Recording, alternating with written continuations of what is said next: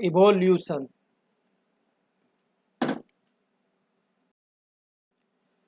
ये देखिए इवोल्यूशन किस तरह से होता है और किस तरह से चेंजिंग होते हैं, इसी के बारे में अब हम लोग स्टडी करने जा रहे हैं।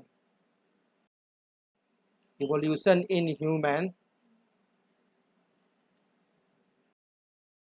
Evolution has been derived from the Latin word evolvere, which means to unroll or unfold.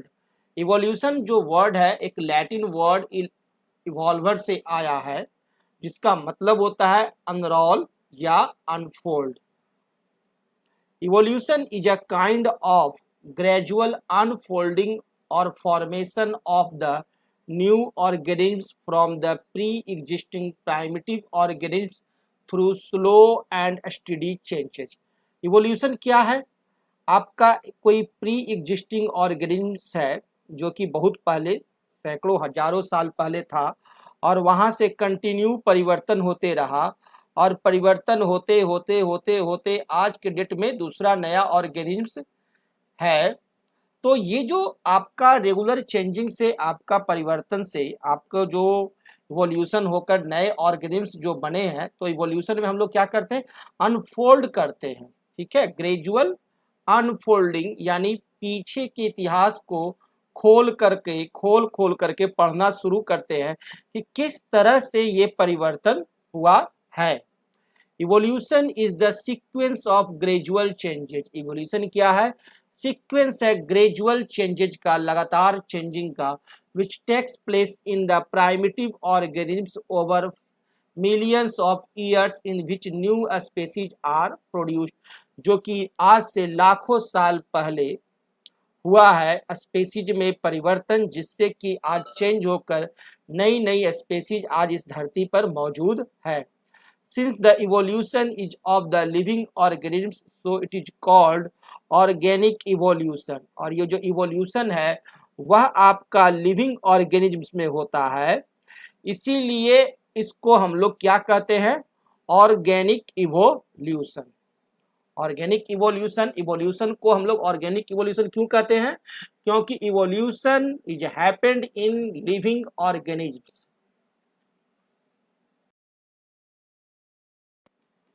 Pterosaur is an ancient flying reptile which lived on the earth about 150 million years ago।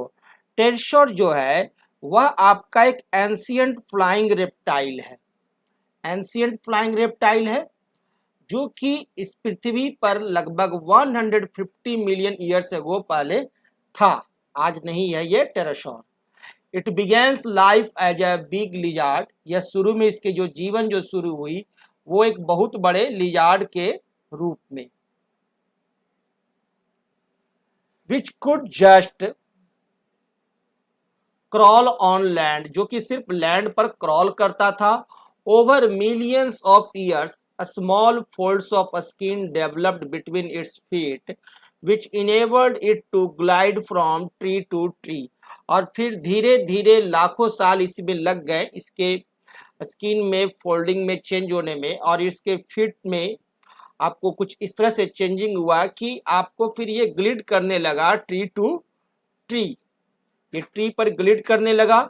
Over many many generations, और बहुत सारे generations के बाद, spread over million of years the folds of skin and the bones and muscles supporting them grew to form wings. और लाखों लाख साल लग गए, फिर इसके शरीर में क्या हो गए, विंग्स का डेवलपमेंट हो गया, विंग फॉर्म कर गया, और यह टेरोसर जो है एक फ्लाइंग रेप्टाइल में बदल गया।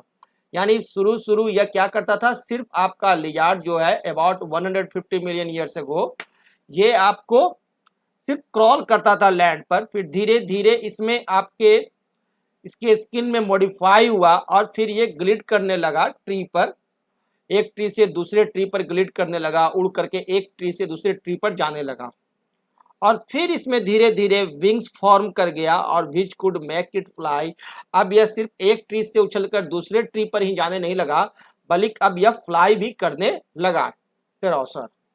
In this way, an animal which crawled on ground evolved into a flying animal. This evolution led to the formation of a new species of a flying reptile. और इस तरह से टेरोसर जो है आपको एक न्यू स्पेसीज में कन्वर्ट हो गया जो कि फ्लाइंग रेप्टाइल है।